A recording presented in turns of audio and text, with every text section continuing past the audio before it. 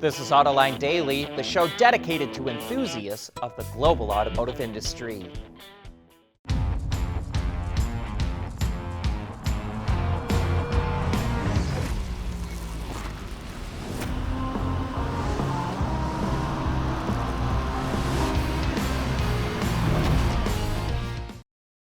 The world is changing at an ever-increasing pace. No matter what the mode of transportation, there is always the need for an efficient propulsion system.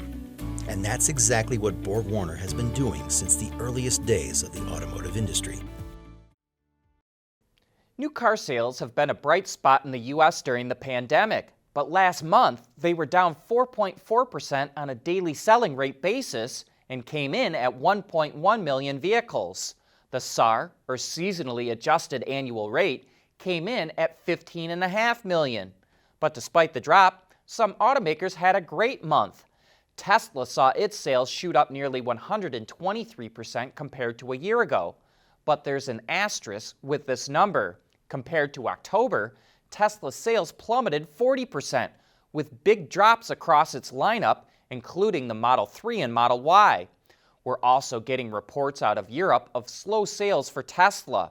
The company usually reports a huge surge at the end of every quarter, so we'll have to wait and see if that happens in December.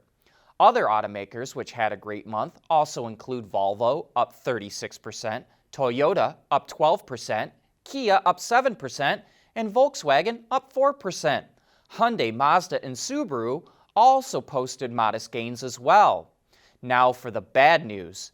Jaguar Land Rover, Audi, Mitsubishi, Mercedes-Benz, and Honda had a dismal month with sales off by double-digit numbers. While the Detroit 3, GM, Ford, and FCA only report their sales on a quarterly basis, we hear they all saw sales drop, especially at FCA and Ford. Now for some of our Autoline insight. There's actually some good news in these numbers. While November sales look terrible compared to a year ago before the pandemic hit, they actually look pretty good compared to October. Wards reports they were up 7% month over month. That shows the market is continuing to recover.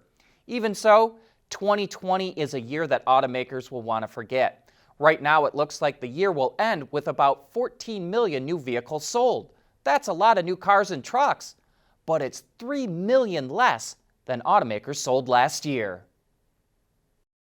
We want to know what drives your testing. OTA, connected car, diagnostics, remote testing. Intrepid Control Systems is here to help you work from anywhere. Intrepid Control Systems, driven by your data. Where is the car key? I don't understand. Which hole has the car key in it? Come on, I don't want to be late to this. Killing me, man. The all-new Elantra with Hyundai Digital Key. The Hyundai Group is really ramping up its EV efforts. By 2025, it plans to introduce 23 fully electric models and sell 1 million BEVs worldwide. A number of those models will utilize the group's new E-GMP platform. It's rear-wheel drive based, with power sent through an integrated e-axle, which features the motor, a transmission, and inverter in one unit. All-wheel drive will also be available with the addition of another motor at the front. The most powerful versions with this setup will be able to do 0 to 60 in 3.5 seconds. Battery size wasn't revealed, but the modules will be made up of pouch cells and provide a range of up to 500 kilometers or 310 miles based on the WLTP test cycle. The electrical system offers both 400 and 800 volt charging capability, which the group claims can add 100 kilometers or over 60 miles of range in 5 minutes. The first vehicle to come off this platform will be the Ioniq 5, which is a production version of the 45 concept and should launch sometime next year. Kia will show its first dedicated BEV in 2021 as well. Speaking of electric cars, we've got a great Autoline After Hours coming up tomorrow when our special guest will be Henrik Fisker. Like a phoenix rising from the ashes, Henrik has clawed his way back into the automotive business and just took his new company public.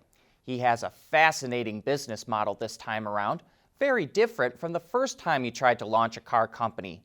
So join John and Gary to learn more about Henrik Fisker's new approach to making electric cars. And if you've got any questions you'd like to submit, please feel free to send them our way. Say, could Africa be the next big opportunity for automakers? Nissan is starting a new business unit for the African market. It currently has operations in several regions on the continent, but is now reorganizing them under one roof. Africa only accounts for 1% of global new car sales, so why is Nissan expanding further into the continent? That's because it's the last biggest untapped market in the world. By mid-century, Africa's population is expected to be larger than China's, with 2.2 billion people. While incomes are low in Africa, that could change by mid-century, and it looks like automakers believe there's a lot of potential there.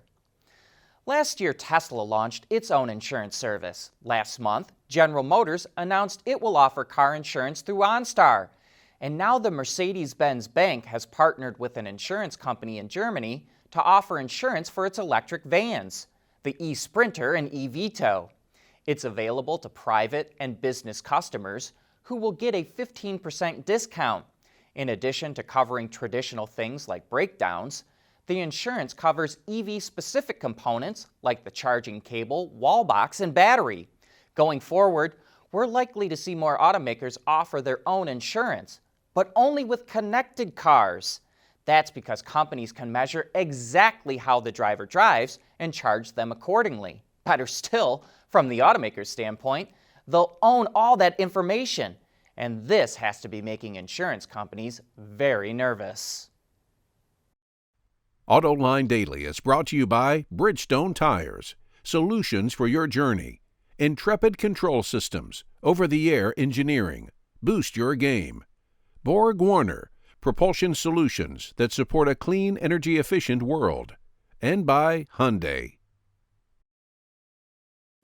The Volkswagen brand has been involved in motorsports for more than 5 decades, but the automaker announced it's ceasing all of its racing activities. Employees from its motorsport unit will be integrated into the VW group and will mainly focus on developing new models for its ID family of electric vehicles. Volkswagen has made a huge commitment to EVs, so it needs all hands on deck to pitch in. Plus, it can shift savings from dropping out of racing to developing EVs. Earlier this year, Audi set up a Skunkworks program called Artemis Project that is tasked with creating a blueprint for accelerating vehicle development at the VW Group. It's been given the freedom to avoid the normal corporate channels when developing new concepts, but must do so without getting in the way of existing projects. Artemis is being led by Alex Hitzinger, who helped the automaker build its 919 hybrid race car, and Apple with its autonomous vehicle development. He sat down with Reuters in a video interview and provided more insight about the current inner workings of the project. It wants a comprehensive software system along the lines of what Tesla is doing. Instead of stitching vehicle systems together, it wants to integrate the distribution of electric power with autonomous and infotainment technology. Really sounds as if Artemis is trying to maximize the efficiency of its EVs, and Hitzinger says this is a key challenge. The other area it's focused on is setting, quote, new standards for what a customer can do in a vehicle and how he or she interacts with the car. This will for sure include functions and other services that can be unlocked via the infotainment system, like driver assistance technologies, even after the vehicle is purchased. The first vehicle to incorporate all this will be an Audi that is scheduled to go into production in 2024 and will use components from VW's PPE architecture, which underpins the Porsche Taycan. I know things from Rolls-Royce are expensive, but this one shocked me a bit. I'm sure you've all seen these fold-out seats, typically at kids' Little League games or soccer practices. They're simple, and you can plunk them down almost anywhere. Rolls-Royce has come out with a fine example that is made from carbon fiber, aluminum, and fine leather, and features extra amenities like a small pocket, a retractable spike on the bottom, and even a flashlight hidden in the hinge of the seat. But each one of these things costs over 6,500 pounds, or over $8,750. I guess that's why they say some people have stupid money. Oh, and don't forget, you can also order them in a pair. Speaking of things that cost a lot of money, Mercedes set the price for its track-focused version of the AMG GT called the Black Series, and which boasts 720 horsepower and 590 pound-feet of torque, at $326,000 for the U.S. market. If you've got the coin, they start arriving in dealerships early next year. And here's a few more jaw-dropping numbers. Ram has claimed back the crown for highest towing capacity and diesel torque with the 2021 Ram heavy-duty truck. It passed the 1,000 pound-feet of torque mark with its 6.7-liter inline six-cylinder diesel with 1,075 available. And gooseneck towing capacity now comes in at 37,100 pounds. The updated heavy-duty trucks start rolling off the assembly line this month. But that's it for today. Thanks for watching, and we'll see you back here again tomorrow.